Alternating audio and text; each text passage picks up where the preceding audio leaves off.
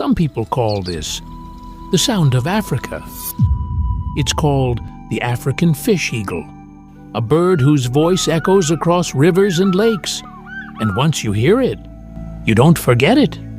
With eyes locked on the water below, it waits, watching patiently, because beneath the surface, a single mistake is enough. And when the moment comes, it drops from the sky with powerful talons stretched forward, grabbing fish straight from the water before climbing back into the air.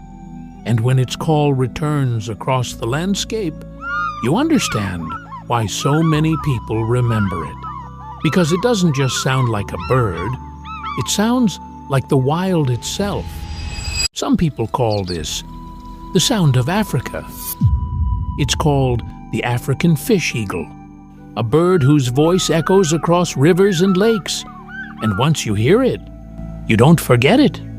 With eyes locked on the water below, it waits, watching patiently, because beneath the surface, a single mistake is enough. And when the moment comes, it drops from the sky with powerful talons stretched forward, grabbing fish straight from the water before climbing back into the air. And when its call returns across the landscape, you understand why so many people remember it. Because it doesn't just sound like a bird, it sounds like the wild itself.